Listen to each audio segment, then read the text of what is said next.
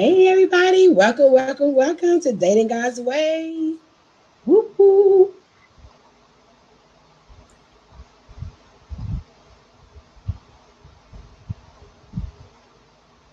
Can start to share this video.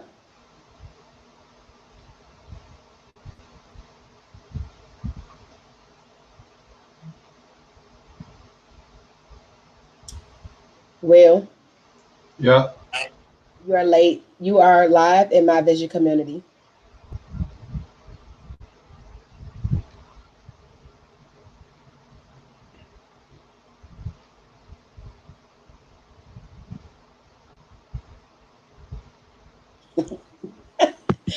Ooh, one day you're gonna listen to your wife.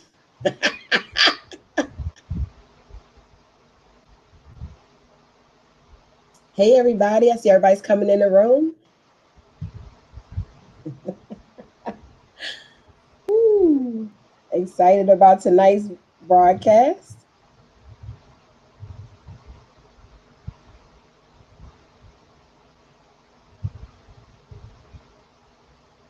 Hey. Hey everybody, welcome. Welcome.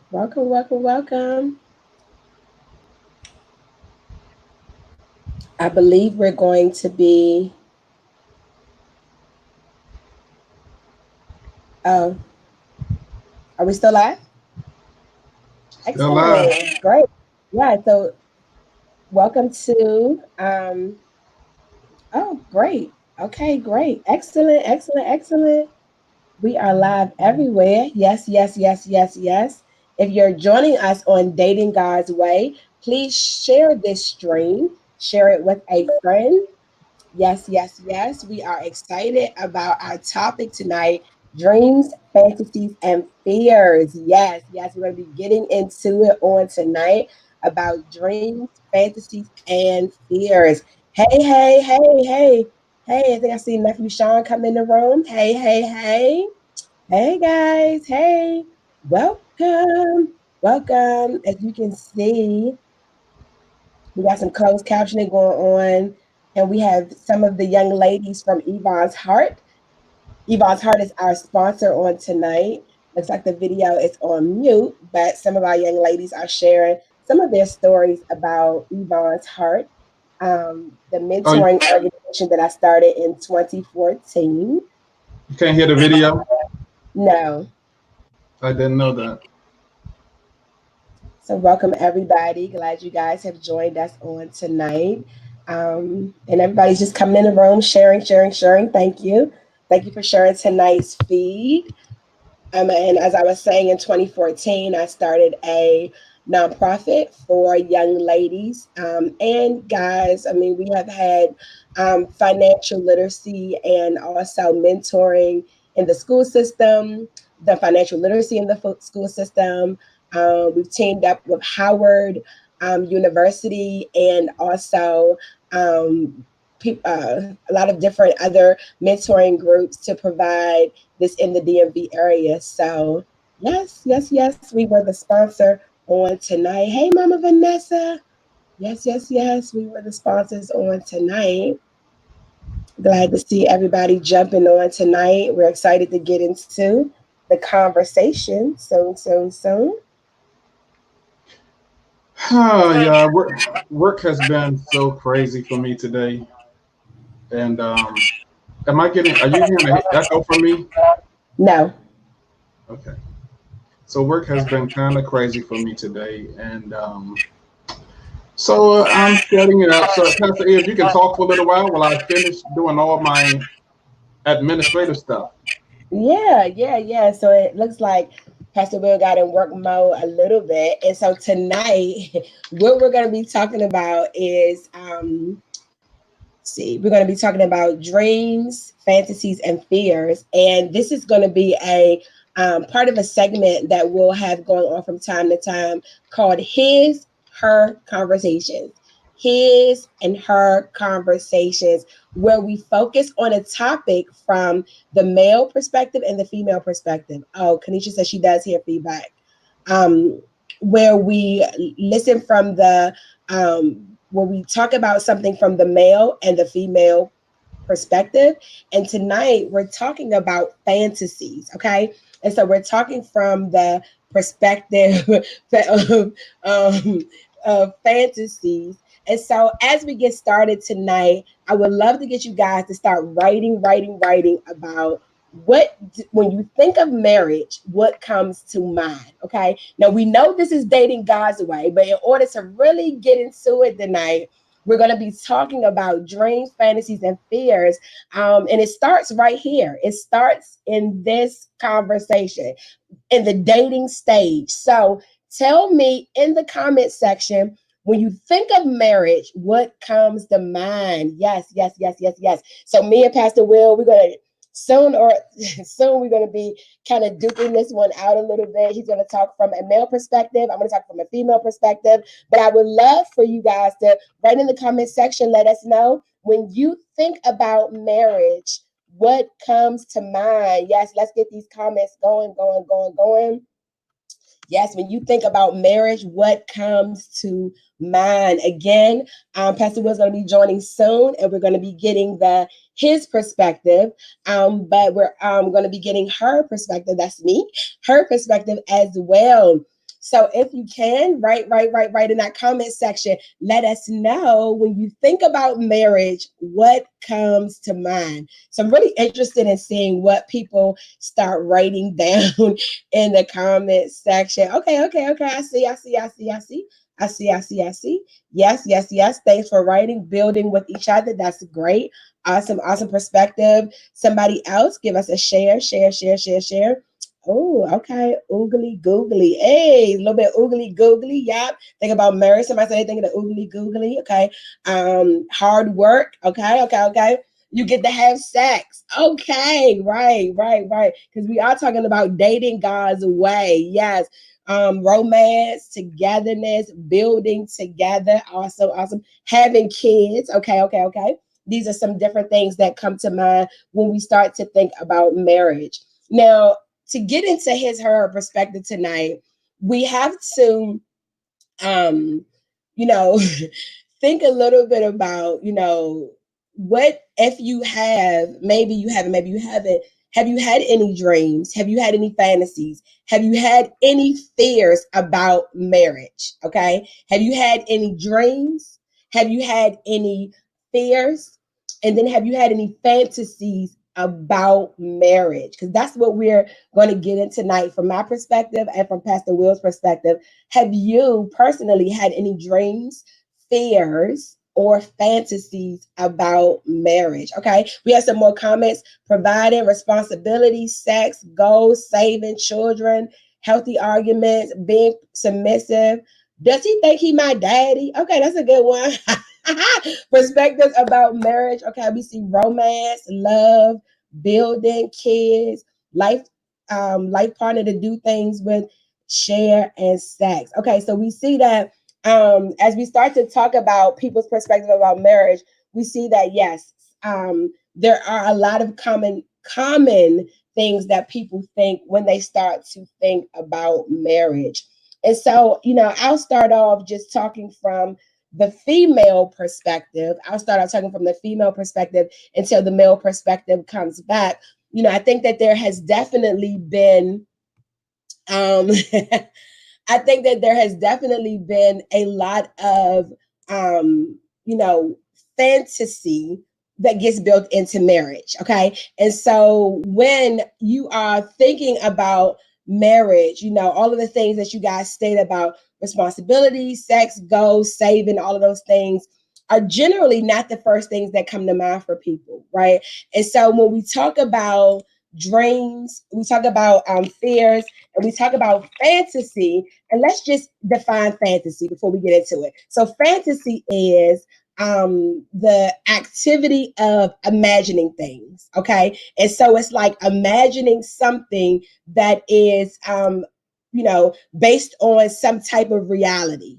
Okay. So, when I think about the dreams, fears, and fantasies of marriage,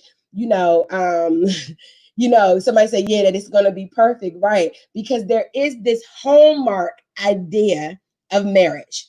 Okay, there's a hallmark idea of marriage. And so when I think about the fantasy of marriage, I think about Hallmark movies. Okay, I love Hallmark movies. So this is the her perspective. I love Hallmark movies. Okay, I also, reality TV. So there is also the like reality TV fantasy or imagery of marriage.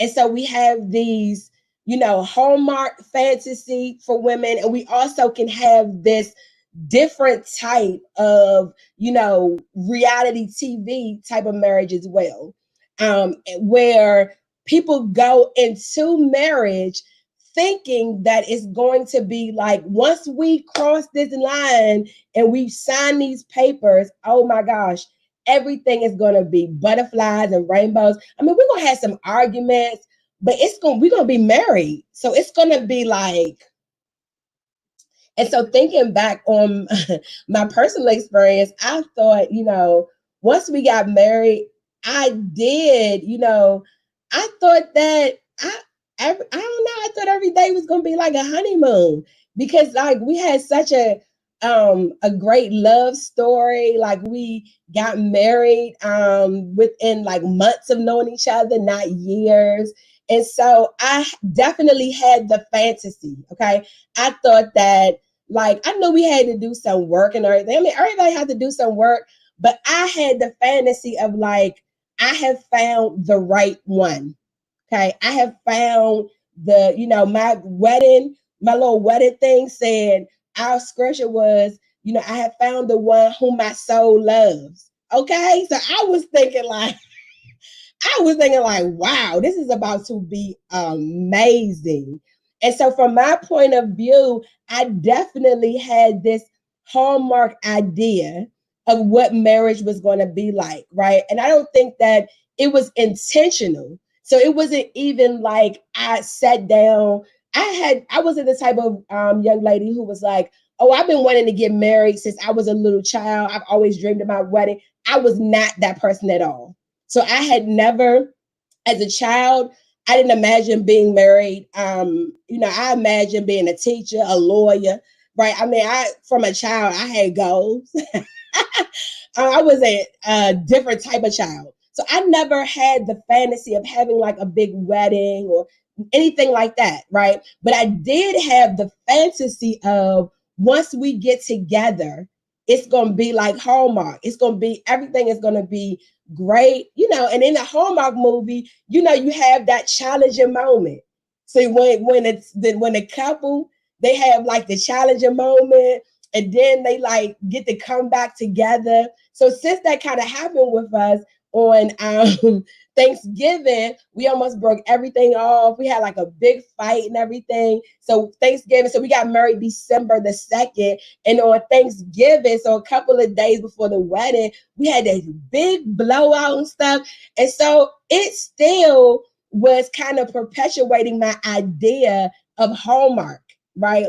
And I think that from a her perspective, even though it wasn't intentional, I had some of that fantasy that existed. I had some of that, I want to see things happen in a certain type of way. And once we come together, what else added the fantasy to was the spiritual part of it, the God part of it. We both believers, we both pray, we both doing ministry together. And so I had this idea that those elements, that fantasy of being a couple that's in ministry together, created more fantasy. And so, from the ladies' perspective, I think it's really easy to have some fantasy, some imagination about how you picture things being, even if it's not the like fairy tale of the day. I believe as women, we have a certain, idea, a certain fantasy that we want to see fulfilled. And identifying some of that fantasy will most likely save you a lot of heartache, right? As we talk about it tonight, dreams, fears, and fantasy is that starting to identify, okay, where does those like, for example, how many times have you guys seen like Love and Basketball, or some of those different movies where the best man and all these different things where these great love stories take place, right? Some of them not so great in reality, but they're great to us because they have imperfection and then they have perfection, right? At the end of Love and Basketball, what happens? Not only does she get the guy, but also they get to their dream and she has a baby. I mean, it's just playing into the fantasy part of, oh, yes, somebody say a million times. It's playing into the fantasy side of, it's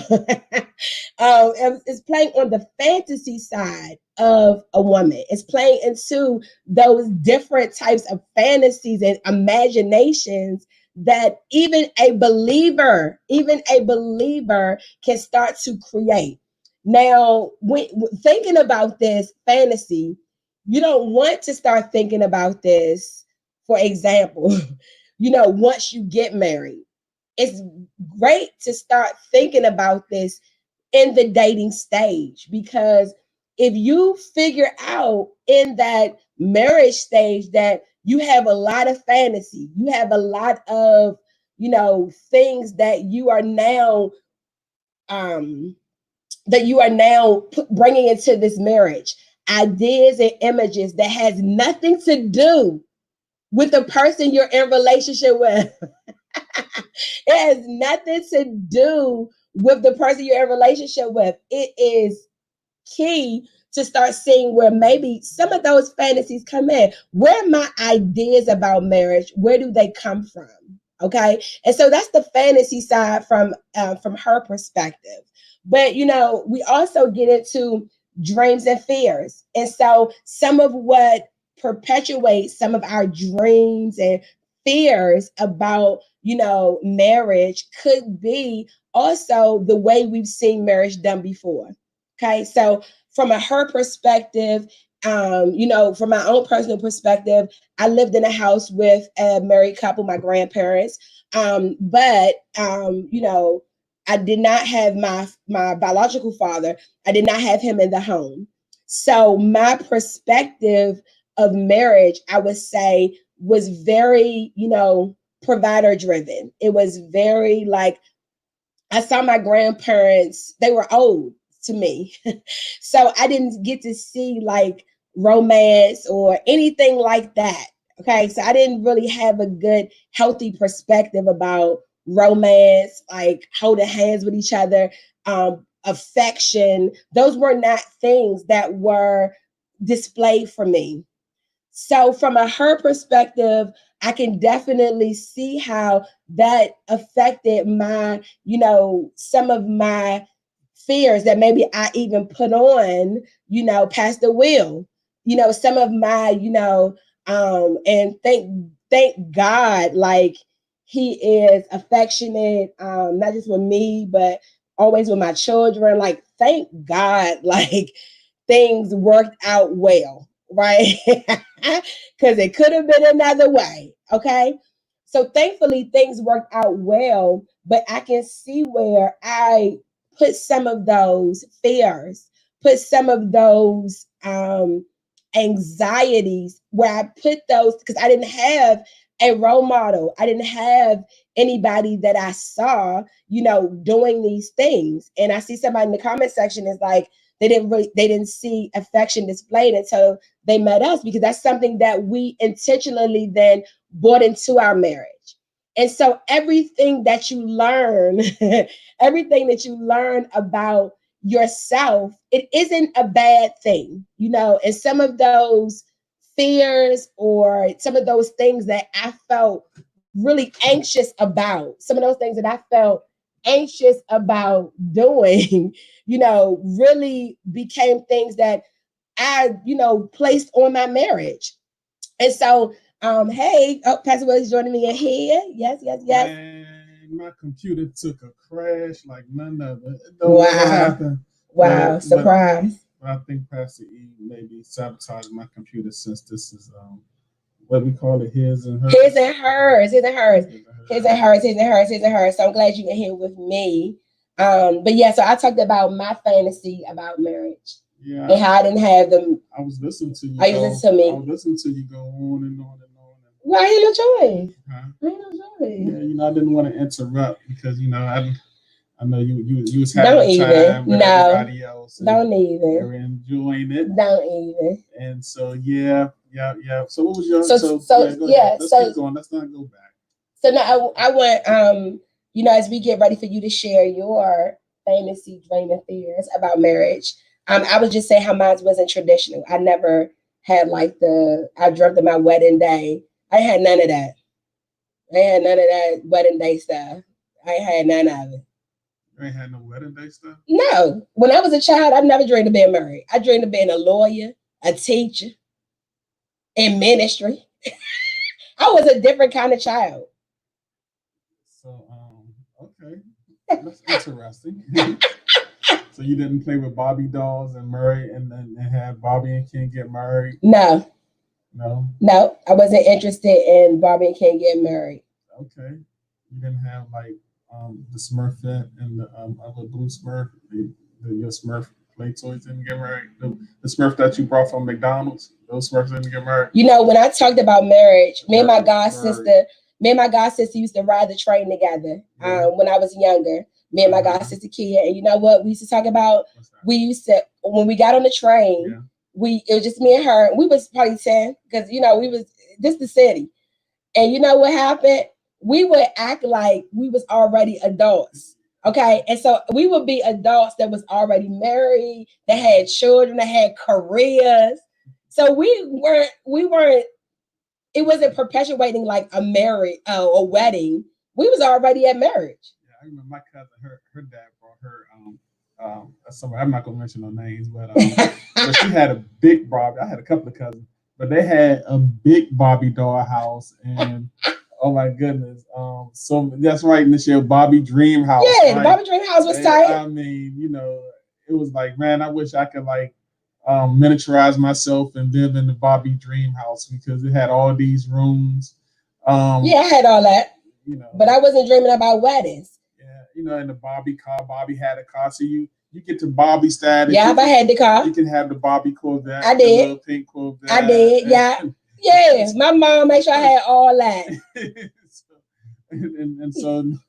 So none of those things, played on your dream life of, oh my gosh, when I get married, I'm gonna have the big white dress, the long white dress. No, my mom made me do all that.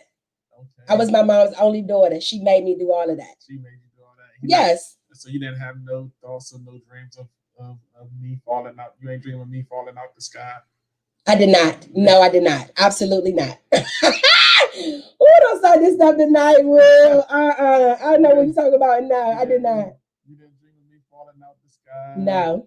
And looking in your eyes and say, come marry me tomorrow? No. No. None of the dreams. No, and probably wouldn't have worked out anyway because you wouldn't doing all that. I'm so sad. You ain't proposing jump out the sky. You jump on no helicopter. Yeah, I proposed on a bucket of chicken. You sure did. So it was good. It was good. I had none of those things. The chicken was real good. It was KFC chicken. It was some good chicken. We was hungry that day too. I remember the bucket. Yeah. But yes, I think that, before Pastor Willie get into his, I think there is an idea that the her, right? That the her is really, every woman has the dream of fantasy weddings and all of that. Maybe some women do, but not all women do. So that's why it's her perspective. Yeah. I mean, typically, when you go to a wedding and you know how the bride throw the bouquet, and there's a group of women that's catching the bouquet. Everybody not everybody, but a lot of women, they want to catch the bouquet because they want to be the next in line. You never jumped up and caught the bouquet? I got married at 21. So I ain't had nobody bouquet to catch. got married. Frank and Reed was married, and It's he my aunt, and my went to uncle. a couple of weddings It was my aunt and my before we uncle. got married. You went to a couple of weddings where you jumped for the bouquet. I got it. I did not. I didn't know you that long. Right, look, that's why we talk about her perspective. Yeah, You gotta have your own perspective. I'm digging into your perspective. Yes. And so yeah, So no, I didn't. I never did that. Okay. So yeah, I didn't have any. Well, my thoughts on marriage. uh, I had not necessarily fears of marriage, but um, I didn't have fears of marriage. I had thoughts of marriage. Right. Uh, it was it was based. I can say it now. Probably based off of too many movies. Y'all like watch The Best Man. See The Best Man. Here we go. The Best Man came a little before we met. I think it was maybe in the late '90s. Okay. The Best Man. Okay. But movies like that, really, you know, movies sometimes are a replica of culture, right? They're Okay. a replica of culture, and so anyway, it was, when the guy did the pull the thing off the bride's leg and stuff, the band off the bride's, and you throw it back, everybody turned it back because nobody want to catch it. No man want to be next. We don't want to be in that line, and we don't want to be in that line of marriage. No, thank you. That's why somebody old uncle always catch the band, because I got it now. So, so, as a young guy, it wasn't, as a young man, the thing was, as we said last week, go ahead and go soil your wild oats, go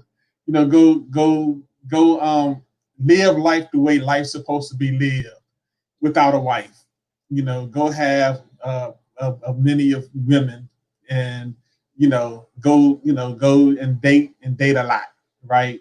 And so I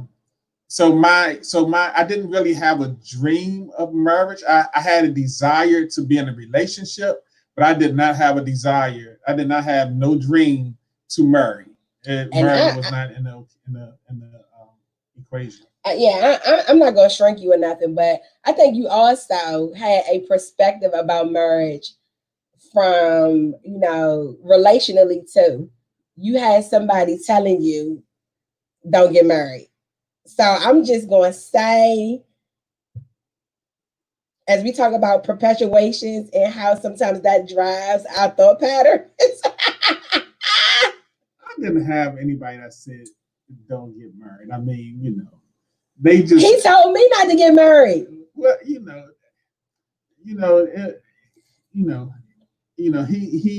wanted us to build our careers without being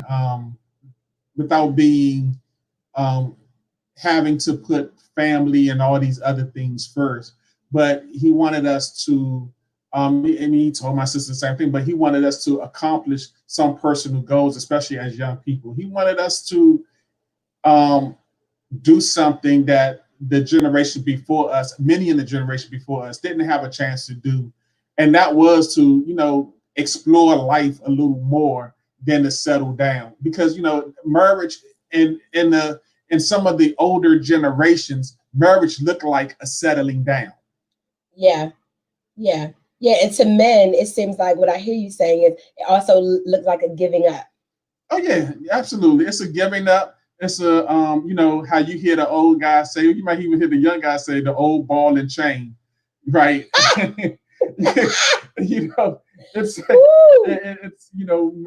marriage becomes a you on lockdown status now, right? And and when we tease each other, guys. We tease each other about that. Oh, you got to call her. You locked down. You know what I'm saying? And so you hear all these things, and those things when we're talking about dreams, fantasies, and fears. Okay, well, those types of things are fears of marriage. Is like, oh, okay, I'll be locked down. I can't look at no women no more. I can't talk to no other women. My eyes only can be on you, and all the other things that comes with our dedication and commitment, right? And so, we're finding out today, like not you and I, but in other, especially celebrity relationships, they don't sometimes they don't base their commitment and things off of those values, right? Sure. Their commitment and values are placed somewhere else, so to say. So when we talk about dreams and fears and fantasies and stuff like that, it is based off of what your experience of marriage has been. What have you seen another marriage go through? Sometimes you haven't seen a successful marriage, and we have known or have seen where some people just stay together because they feel like that they can spend together longer unmarried than they can married, because see, 50% of marriages, especially of Christian marriages, 50% of marriages fail. So they have seen a big vast of failure in marriages, which negates, or which kind of sours them from tying the proverbial knot. Okay, I'm gonna check and see if my computer ready. Wow. So yeah, so I see someone saying that marriage can also be viewed as a huge priority shift. So I mean, from what Pastor Will shared, it sounds like what we hear is, not all women, not all men, of course, are not alike, but this is a his and her perspective from me and Pastor Will tonight. And it sounds like, a lot of the fears that, or the fears that was communicated by Pastor Will was and is really about this shift in giving up things. And I don't know if he remembers this or not, but while he's getting back on screen tonight, I'm gonna share it. Okay, so when me and Pastor Willie was dating, he had this whole conversation with me about why he didn't want to give up all his stuff, why he didn't want to, how, marriage was like this big, it was a big taking, it was taking things away from, I was gonna be, or whoever, because at that time he told me he didn't want to get married at all. And so he was just talking about how it was just going to be take. And that was his view of marriage, right? And so I think that it's important to realize, because when we talk about his and her perspective, that, a man may be more, from his perspective, he was more, looking at what he had to give up. And from my perspective, I was initially looking more at what I wanted to do with somebody, how I wanted to like be with them, how I wanted to like, we was going to do this together, we was going to do that together. So I can see from, a woman and a man perspective, there is that, as he talked about, that fear of like take, where, my fear was, I wanted to make sure that he was affectionate and he was affectionate to me and to the boys and to these things or whatever. I was looking at adding, he was looking at subtraction, which is, it's a his or her, it's a different perspective. Yeah. We have a ton of questions, Pastor Will, too. What's that? We have questions as well. Okay, yeah, we're gonna get to You're them. a little But loud. You're a little loud. I'm a little low. Yeah, Oh my goodness, how is that possible? I don't know. Okay, okay, I'm gonna come up a little bit. That is hilarious. Somebody said, so get rid of the wedding section on my Princess boards. That is hilarious. Ah, Can we're you not hear me? saying that at all. We're not saying that at all. Yes. Is this better? Talk up. Yeah, it's better. Okay. So what were we saying? So we were talking about like just some fears and different how it looks differently, how it can look differently in women and men. But it's not a stereotype. All men are not like you, all women are not like me. This is just a his or her perspective from our point of view tonight. Yeah, that's all it is. Yeah, I can't speak for all men, and nobody can speak for all men.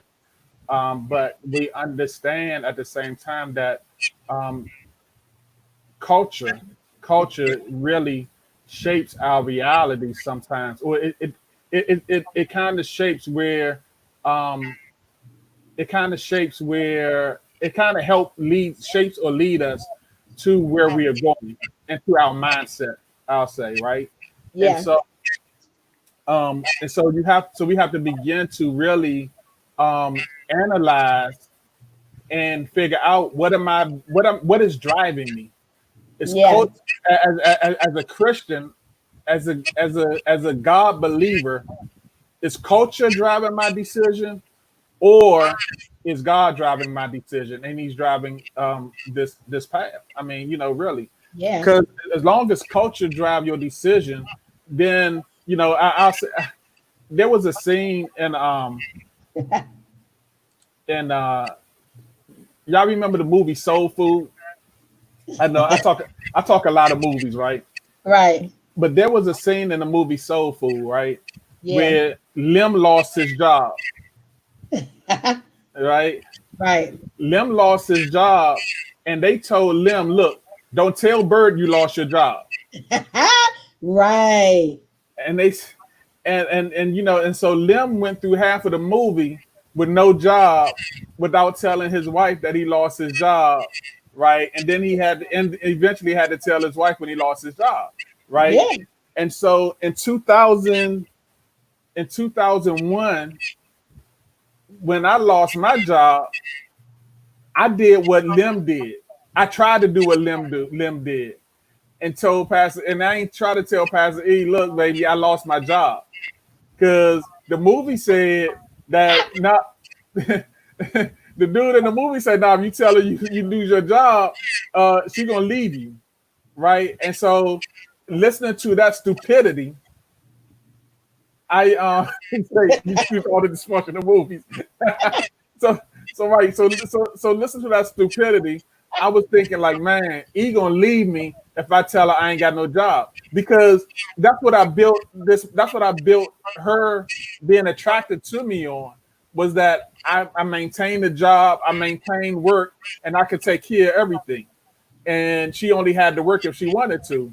But I lost that security, and when I lost that security, I lost that I lost that piece of me saying that, this is what she married me for, And and so yeah, what's go ahead. interesting too though about that story is it was my mom who was like, about Will being a good provider, he'll be a good husband, a good father. It was really my mom that was really really sizing that part up. It wasn't even me.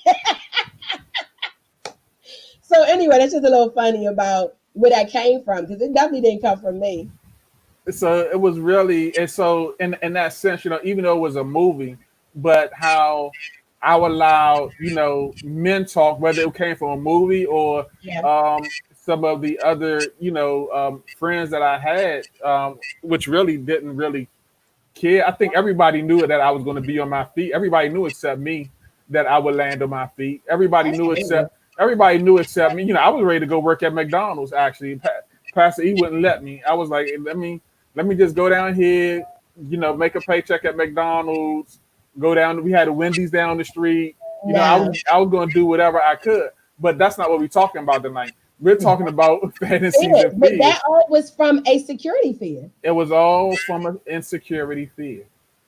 And so when we talk about fears, especially like me as a man, is like, you know um one thing about getting married and deciding to get married is like, well, what about if I let you down? If I let you down, will you go out here and cheat on me? Are you gonna dog me out? you know that's one of the fears that men face when they decide to go the extra mile with the woman into marriage. Do I have what it takes to be married to you? Let's talk about that because I do think that one is a fear that comes up, the whole cheating aspect. People may be feeling like, am I going to be enough for someone else, or am I going to fulfill this person enough where they won't go to another person? Some of that fear, where that coming from? Are you asking me? Yeah, I'm asking you his perspective before I give my perspective Okay, what's the question again? about that whole thing you were just saying about, if I'm not, am I going to be enough? Is this person going to go out and cheat on me if I don't meet up to whatever you think the standard is, whether the standard is a physical standard, if it's a provider standard, whatever it is. Let's talk about that fear a little bit. Yeah. So it's as we stated earlier, it's a fear of it's an insecurity. It's an insecurity about really knowing who you are, and here's one thing I learned about knowing who you are. You really don't know who you are until crisis hit, right? you you really don't know. Sometimes you really don't know who you are until you get into a panic situation, and you find out, are you going to go numb, or will you react? Um, will you react wisely, right? Yeah, And that's the thing about dating somebody else. It's like, oh my goodness, like when we get married, if she find this out about me, if he find this out about me, because I didn't say it, I didn't tell it yet, will they go numb, or will they react in a what I would consider in a mature way? You yeah, know, how do we process? How do they process information? Right. We talked about that a couple of weeks ago, and right. so when we talk about, oh my goodness, so is she gonna cheat on me if she find this out, or um, you know, the guy at work, is he getting her attention? Why is he calling the house now? What's my move going? What's my attitude toward the whole thing going to be? How we going? You know, is the um, the old friends, are they still calling after we say I do? How do we deal with that? You know what I'm saying? You know, Yeah, and if you don't deal with those insecurities, and sometimes they are valid insecurities, but if you don't deal with those things up front, they would definitely be a hindrance moving forward. But go ahead, Pastor. yeah. I hope I answered your question from You somewhat. did, you did, you did, you did, you did. You did. Want to get into some questions? Yeah, let's get into some questions. I see a lot of The a first lot of one stuff. at 8:41. 841. 841. Okay. Um, Here we go. So, do ladies fantasize more than men? It seems like I'm hearing men don't care. Can you share what it looks like having both perspectives, having a healthy view of marriage? What type of vision should we have? Is fantasy out of the picture 100%? Yeah, I'll say men care. I think somewhat men wait too long to care though. Like marriage isn't on the forefront on and some men and maybe most men, I don't know. But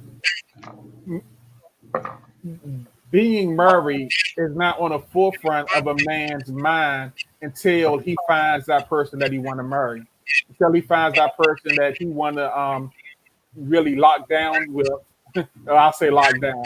Until he find that person that he want to lock down with, and then marriage becomes part of that equation and part of that conversation.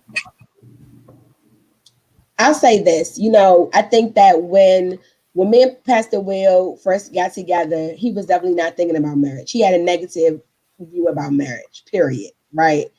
But I think that, the flip came, once he realized that he didn't want to live without me, right? His words. And so I think that that's when the shift starts to happen, is when that person, as Pastor Will said, finds a person that they want to spend their life with. I think the vision that you want to have, is how do you then, once you find the person that you're going to spend your life with, is how can we then build our lives together? Me and you, us, who you are and who I am. I think fantasy is out of the picture 100% because the whatever you've imagined probably doesn't exist. You have whoever you have is who you have. So if you had a dream of marrying, a tall black bald guy, if he had a dream of marrying a light skinned, curvaceous, whatever, neither person got that. So how can those fantasies continue if now you have a real person to build reality with? And so I think fantasy does have to be 100% out of the picture. And I also think fears and things also have to be out of the picture. Fear has to be out of it because any of those fears and fantasies can be derailers to a healthy marriage, Yeah, right? yeah, yeah, yeah. I agree. I agree. So she was saying it seems like men don't even care. And I think we showed both perspectives on a healthy view of marriage, and then what type of vision should we have, and that's going back to you should have a healthy vision of um, adding and building to each other lives. Understanding that God called both you all to be each other helpmates, and helpmates is helping each other achieve life goals together, Yeah, right? You had your individual goals, and then you have your together goals, right? So, yeah, Pastor E, she has a desire to do these certifications, right? And she asked me, should I do it or can I do it or whatever? And my response is, I don't care what you do, because you know, you know, whatever you do, whether you do it or not, everything is for us, right? And so I think like your vision becomes about what we do together, even if we're doing it individually, is how our individual actions work together for both of yeah, our goods. yeah. We doing it together, doing it together. Yeah, Yes, yes, yes, yes, yes, yeah, yes, yes. yeah. So take the fantasy out. Fantasies are selfish. Fantasies are one sided. One Fantasy sided. That's fantasy good. fantasies is what you dream, or fantasies is what you fantasize about, and in your fantasy you have this object of another person that's doing what in your mind you want them to do, and that's not real. Yes, fantasy is self-serving to you. It's about you getting what you want from somebody else. And that fantasy often is a marriage killer, right? If somebody has a fantasy, some fantasy of what they desire, and then that person doesn't meet it or doesn't even know what it is, then now you have moved into a space where the marriage can't succeed. I had one sister say right here that she never seen a healthy marriage, and I say if you do step back, you will see that you have seen some healthy marriages. However, the bad marriages that you've seen outshadow some of the healthy ones that you have experienced at the same time, and Sure. so don't allow the unhealthy stuff degrade the healthy stuff that you see, or else when you do get married, those because you haven't given credit to the healthy marriages, that those unhealthy marriages may try to replay in your marriage. I remember, I mean, that was a big thing that happened with us, right? Is we had to, whatever our perspective was, we both grew up in a house with marriage, right? So we both grew up in a house where we saw marriages, but we weren't marrying, those people. So we couldn't bring my grandparents' marriage to our marriage. We couldn't bring your parents' marriage to our marriage. It had to be our marriage, right? And so I think, that also the healthy view or the even what you've seen also can't become a fantasy. Oh, you're going to treat me like, your mother treated, your father, and you're going to do this and you're going to do that. I mean, it's that all is still fantasy. Yeah, It's so unrealistic. So we talked about in our pre-talk while leading up to this, we talked about some fantasy marriages, right? And so we mentioned, um, Barack and Michelle Obama, their marriage and how their marriage is now an example is an example of marriages, but somewhat it has become a fantasy for those that now I want to find my Barack and I want to find my Michelle, right? Right, right. Yeah. Yeah. I need my, Barack to my Michelle and this, that, and the other. And that also can create fantasy. No one knows the work that has to be done within a marriage, right? No marriage is perfect. That's number one. They all have their struggles. They all have their challenges. And becoming healthy is something that is a work in progress. It's Yeah, something that all marriages grow to. All marriages grow to a healthy stage, right? Or true. they grow to an unhealthy stage, but it grows in some direction. And so that Michelle Barack whole idea about, oh, I'm gonna find somebody to build my life with. I'm gonna find somebody to build my life with, like Michelle and Barack. It's fantasy because no one knew what it took to be Michelle and Barack. Yeah, Yeah, yeah, yeah, yeah. 844. 844. Okay. Yeah, Um, So how do I let go of the fantasies? great question. Yeah. So I think the thing about getting rid of fantasies is somewhat is now that maybe you're in a space where you want to begin, like we're doing with these classes, right? These sessions, you want to start preparing yourself to be a wife, right? From a biblical perspective, it says, he who finds a wife, not a girlfriend, not a side chick, he who finds a wife, right? And so, any single lady or man on here is either becoming a wife now or is looking for a wife, right? That's the space any unmarried believer is in, unless they're practicing celibacy forever. Okay, as a believer, we're talking biblically. And so I think that one of the ways to start now getting rid of the fantasies is start, breaking down some of those things that we've been talking about tonight, like Best Man Wedding or whatever your, great movie is that your go-to about, oh, when I get married, I want my husband to do this, or when I get, proposed to, he better do it this way, or what. A lot of those things is a good place to start getting rid of fantasy.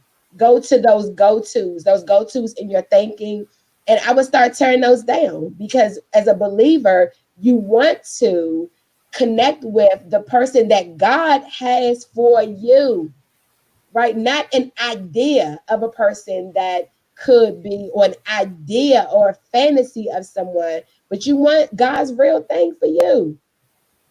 And he Yeah. give you choices, but you want one of them choices. Look, they're gonna be legit. You want the legit choice, not a fantasy you cooked up.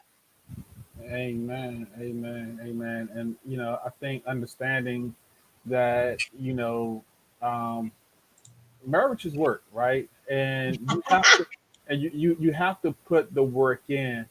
Um, and It's good work though. Let me just pause it right there. It's good work. absolutely, it's good work.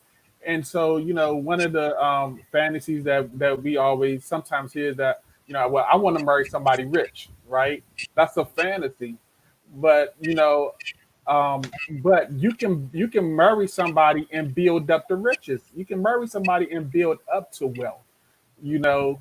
And I think, our fantasy somewhat our fantasy somewhat want to shortcut a process that you're just trying to get around. you know um and so it's it's disappoint and where fantasies end up disappointing you. They used to have this show with Fantasy Island where you go off to the island and you live out your fantasy. And and on Fantasy Island, they design, based on your fantasy, they design a whole world based on what you fantasize about, right? And your whole experience there is based on what you fantasize about. But guess what? After you leave Fantasy Island, you got to come back to the real world. And that's the real that's why you probably shouldn't be fantasizing, because your fantasy going to have to meet reality. And when your Yes. fantasy meets reality, you're going to be put in a sore place. I think too, Pastor Will, this really gets into the difference between desire and fantasy. Okay. You can have different, maybe, desires, or, for example, expectations and things that, how does, okay, yep. Okay, this is exactly what I'm about to get into. Is her question. You can put it up here. This is exactly what I'm about to answer. Good going, Yvette. You going right into our next, right. So how do you take the difference between fantasy and the character that you want? Like him being a gentleman, whatever. So that's what I was just about to get in. Okay. And so, you know, yes, definitely. Before I get to that one, yes, we talked about that tonight, Kishana. Media, seeing other couples, all of that can bring fantasy. But Yvette, what the difference between fantasy and then desires. Maybe you desire someone who is a man of God. Okay. That's like a necessity. Okay. You desire someone, Pastor Will desired a woman who had a career. Okay. Now let's from from a reality perspective, I made what 20% of what I make now when we got married. Right. And so the reality was, even though he wanted, that was a desire, right? At some point, he had to live with the reality of, like, if I'm going to be the person that he believes is for him, then the desire to have a woman who has a career and is career minded or whatever, that had to meet a reality. Because at that time, like I said, I made 20% of what I make now. So there was he could not see, well, maybe he could see the day, but he couldn't see the day in its fullness. Neither of us could see No, today in its fullness. My absolutely goodness. not. No, I mean, rent and mortgage was a struggle.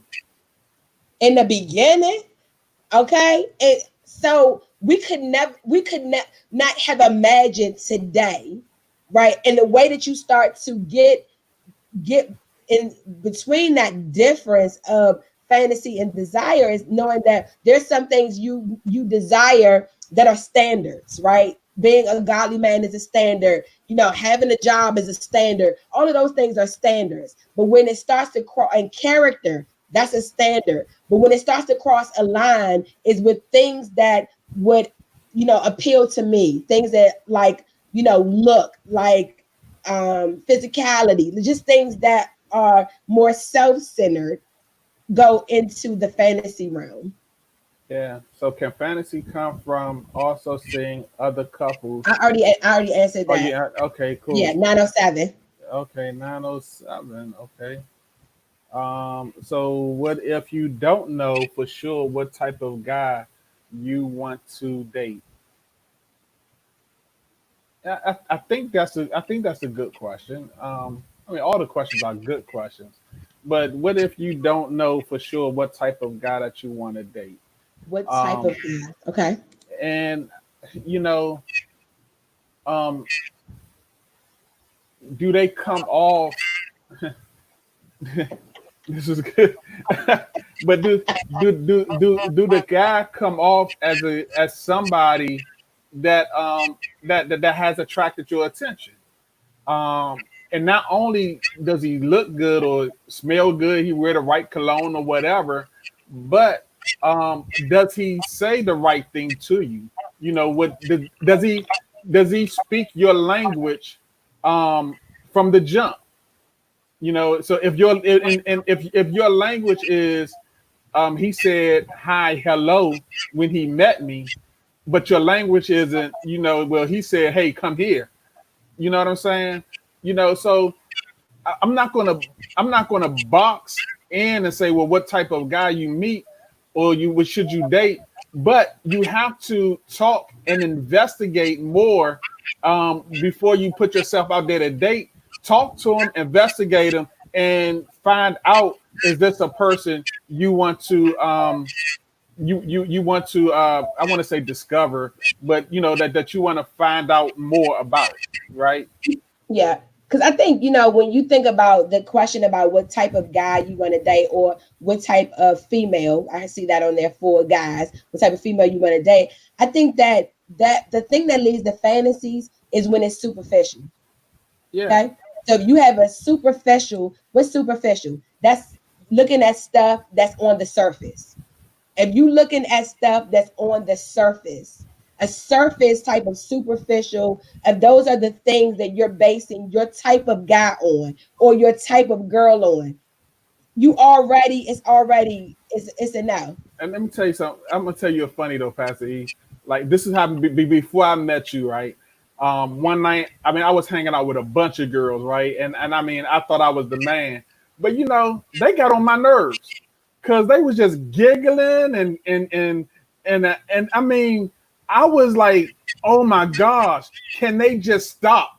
Can I just go home? Can they just be quiet? And I found out that none of these girls are the type of females that I want to date. They just giggle too much, right? And so, and so when I met you, you know, it was conversations, it was talking, it was laughter, and less giggling, right? And I found out that you were the type of a female that I would want to date, you know, that I would want to hang out with, you know, because I didn't like the giggly. Yeah, it's a discovery. It's a It's a, discovery yeah. that's not based on superficial things. That's based on something deeper, right? Look, so his or her perspectives.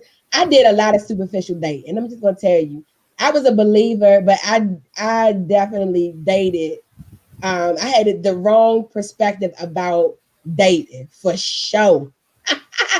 And I did a lot of superficial dating. What is superficial dating? Superficial dating is, you see somebody, you find them attractive, and then, you get booked. I used to, back in the day, let me tell y'all this right quick, hit her perspective. I used to get booked. Okay, what's a book? Book is when somebody pass the wheel.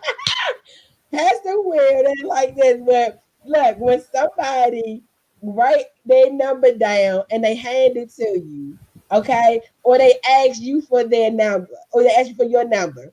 And so back in the day, I used to get booked, okay, and I did a lot of superficial dating because the guy would be attracted to me, or I would be attracted to him, and then we oh, I see my friend Iris on. She know exactly what I'm talking about. Okay. And so what happened was a lot of our a lot of our dating was about our attraction to each other. It was very superficial, right? A lot of our conversations was about getting to know each other on a superficial level.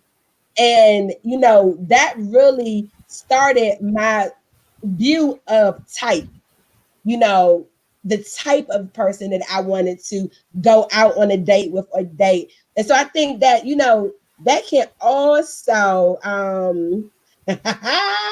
that's right. Yeah, I was not giving it up. But I think that also is some of, discovering your type is moving from that superficial place of I just want to hang with somebody who looks good to my eyes. But if your goal is to be married, I need to get deeper than that. Not somebody that's just trying to get in my pants, not just somebody that's just trying to, go out and have fun all the time. For me, it had to get deeper than that. This all we doing? You just want to sit around and do what? Gotta go beyond the superficial. Okay. Yeah, yeah. That's why I got to marry Pastor E because I didn't have to book it. She booked me.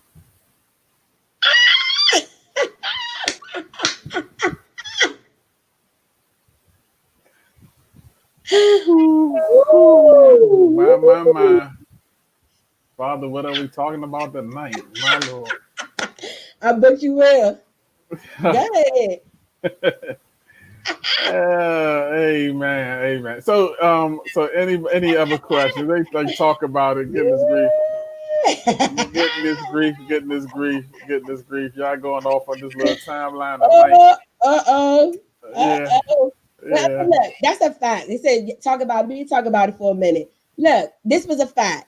When I met Pastor Will, he was doing the most, y'all. He was doing the most with being aloof because he thought I was dating my uncle because that's who he saw me with. He saw me with my uncle. He thought that we was dating. So he was being aloof. He was just being, he was just being so wild, y'all. I don't know what his problem Wasn't was. being I was wild. just trying to have a I conversation with wasn't him. being And he wild. would be like shutting it down, like, why she want to talk to me? It was crazy. Why was you so crazy? She This was isn't all. her perspective She was tonight. all. Tell me, why was She you was so all. crazy? He was all up in my grill. He was all up in my grill. Uh-uh, He was all up in uh-uh. my grill. We was in a worship band together. We supposed to be worshiping, not dating. First of all, we were just having a conversation. I was just having a normal conversation with him, y'all. And he acted like I was trying to book him. I was just talking to him. First of all, I talked to everybody in the night. Not like that. Not like you talk to me. Oh, you ain't talk to everybody like you talk to me.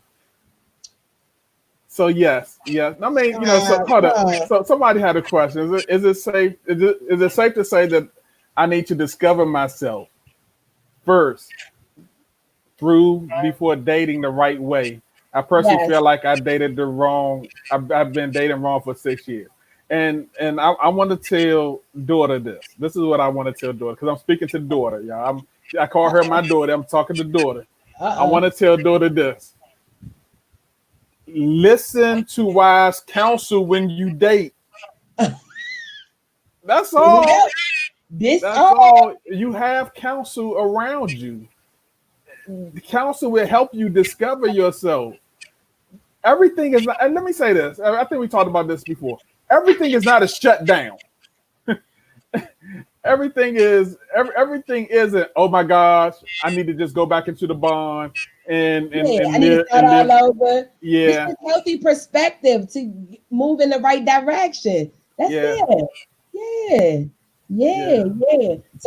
yeah. So we got a comment that said, talk about this getting booked. We heard mom's side of it a lot of times. They have not heard your side of the whole getting booked. They want to hear your side of it. About you Me and booking me, you. Yeah, about you and I. yeah. Yeah. So I am not an aggressive dude. I'm just not an aggressive dude. Um, I don't. I have an issue with rejection. Not an issue that I get mad if I'm rejected, but rejection just doesn't feel good, and it doesn't feel good when you put yourself out there to a young lady, and and you think you like her, and they might even give you the number, and you start talking, and then I think we talked about this friend zone before, and then you end up in the friend zone. And before Pastor E, I have been in many friend zones. I mean, I think I might have invented the friend zone. And and so when it came to E liking me, um, or we liking each other, I felt like it was a lot of attention around E because she was a singer. So I felt like it was a lot of attention around her, and that she could just be her. You do you, and I ain't tripping. I'm good, and you got to do the high pitch one. I'm good, right? And so and so I did I felt like I was good, um, until she really showed the desire to really want to know me more when she came and met me at Pentagon City. When she showed me that she would come to where I was, it really showed that okay, because usually for a male, we always go the extra mile when somebody, oh, I'll come over and I'll move your furniture, I'll move your carpet out, I'll drive you around the world, right? But when she said, look, I'll come and meet you at your job, and she showed me, um, we were just friends. We weren't even dating, but she showed, or she displayed that she had an interest by her, not waiting till the next rehearsal to get this little tape I had, to get a 15-minute practice tape. That she wrote. She already wrote the songs for everything, but yet she still had to come get a tape. And so, but when she showed the investment and the effort to come see me where I was, it really showed me, okay, you know what, we can I can safely move forward without the feeling of rejection. Because I think she wanted to date me. Look, let me say this too. That I think that as the when we talk about fears, because that's what we're talking about tonight. One of our things is fear. Is that some of the fear around rejection for you, so we're talking about that. I think for for from my perspective, I can see that he was more introverted. I was more extroverted, right? And so, you know, I was definitely I was just trying to be friends, y'all. Initially, I just wanted to be a friend because I felt like he was really cool. I liked his plan. I was just trying to be friends. But she didn't tell me she had a pending proposal though. See, Because I was just trying to be friends. I was, not remember? not coming to Pentagon City from wherever you were. No, you wasn't trying to be I friends. was trying to be friends. I was. Nah, you were digging the swag. Now see, first we went from you wasn't even trying to do nothing to now you being all swagged out. I wasn't trying to do nothing. What? I didn't even This go buy. right? I didn't even go buy new shoes. That's why I knew I wasn't trying. If I was trying to do something, I wouldn't have went out and bought new shoes because Child. they say when you dating somebody, you go buy new shoes. So I didn't even go. I don't even remember buying new shoes. Now I'm gonna tell y'all this his and her perspective tonight. I'm gonna just tell y'all it's getting wild because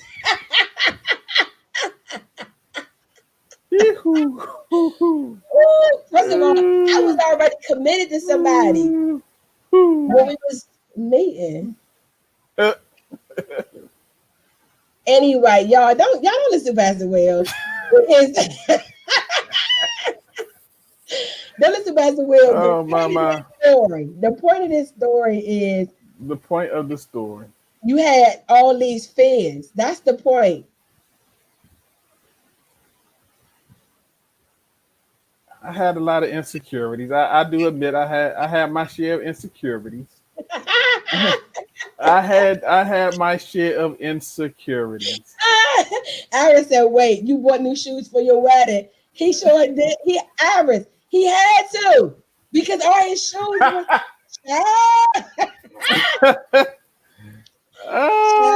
He had to buy new shoes for his wedding. He still like this too, y'all. After 20 years, he still This was a mess, Will. This was Dreams, a mess. fantasies, and fears. His and Dreams, her fantasies, and fears. perspective. Yeah. Yes. Ooh, somebody said, Yeah. I ain't never buy new shoes to date a guy.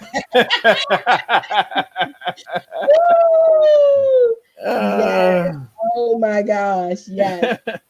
So anyway, y'all, this got crazy, but definitely me and Pastor Will went through some definite roller coasters on our personal dreams, fantasies, and fears. So it would be great to start while you're dating, even if you're married, to start unpacking some of those dreams. We didn't really talk about dreams that much, but talk about some healthy dreams that you have. Maybe it's having children, maybe it's building a life with someone. Dreams are great. It's great to have a dream, but it's bad to have a fantasy. What is fantasy? Fantasies is built on things that are superficial. It's built on things that are self-serving, things that serve you and nothing about the other people. And also get rid of those fears, because in reality, the insecurity, the fear, all those things could have kept us from connecting. It almost did quite a few times, but I'm glad it didn't. Yeah. So I pray that your dream about marriage becomes really visions about being a partner in the marriage to build the marriage, right? Yeah. Is uh, I dreamed about a house. I dreamed about a house before, when me and Pastor E, before we got married and when we got married, I dreamed about a house. And I'm not talking about the fantasy house that I have in my mind. But I'm talking about having a dream about our house. But because I didn't have a vision, I I brought the house of particular, not per se of my dreams, of our dreams, but I brought a house that looked. We brought a house that looked like the dream. However, the neighborhood and the school system did not fit what the dream was, right? Yeah. And so, in turn, what that happened is that now we have to homeschool the kids because we moved into the dream, and we've been in this dream for past 16 years. Yeah. What I dare say, if my dream 20 years ago, if this dream would have been an actual vision, then the vision would have led us to not only the home but the surroundings around the home. Yes, like children, like Like, thinking about we're gonna have children, we're gonna have to raise children together, family together. All of those things were things that should have been visioned. Um, absolutely. So that's where I am with dreams and visions, is that dreams are only part of it, but visions are the whole thing that I'm pushing towards. So I would have, and if I would have visioned it, I would have asked about the school systems and the crime around where I am. I mean, even though the crime is low, but I would have had a vision about the kind of neighborhood, the real, not just a house and not just the green grass, but the neighborhood that we were going into. So yeah, yeah, yeah, yeah. So thanks for hanging out with us tonight, guys. We thank had you a guys, hard technical start tonight, all but you we went visionaries, later. We went later. We went till 9:30 tonight. Yes, visioneers. yes. Have a vision. That's our takeaway for tonight. Have a vision. Get rid of all those fantasies and fears. Even some of them dreams might be unhealthy. And have a vision. Have a vision. See Yeah, yourself going somewhere with see somebody else. see yourself, Hey, see yourself. see yourself See different. yourself. Yes. Hallelujah. Have Yes, a great yes. night, Thank you, Mom guys. Vanessa. Yes. Hey, Love you love you guys. guys. Bless you all. Good night. Good night. Thanks for hanging out with us tonight. Yeah, yeah. Dating God's way. Way. You Oh, didn't let play me our see video. the video. You guys Okay, talk so about video. Can you do that? we got Yvonne's heart. Yeah, so we're going to end out with our this week's sponsor. Yvonne's Heart is our nonprofit mentoring organization that helps young ladies. So it's a 2 to 3 minute video. You guys want to watch really quickly? I hope really quickly. Thanks for joining. Thanks for joining. Thanks for joining. Ending out with a word from our sponsor. Maybe. If not, we'll post on the page tonight. I'm trying to figure out how to do it. Okay.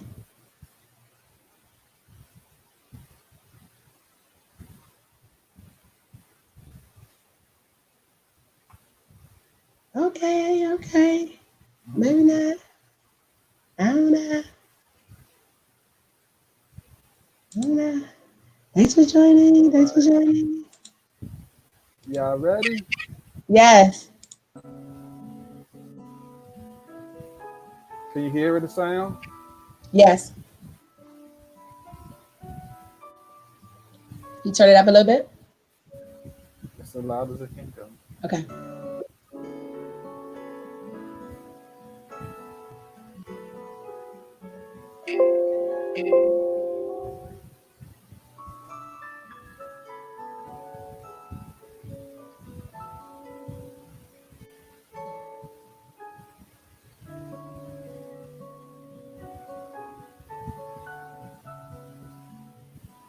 Hi, my name is Leah Nerd, and I am a former Yvonne's Heart member. I started Yvonne's Heart when I was in middle school, and I was young. I didn't know who I was in Christ. I didn't really know what I wanted to be. I didn't know really anything. I had no real direction. I was in Christ, and young lady that he was molding me, that God was molding me to be. So we had many events. We did sleepovers. We did etiquette classes. We did women coming in to speak to us about what it is to be a young woman in Christ and how we can show our light in the world. We had different things that were given to us, and I know that from that point on, it's taken me now to where I am now.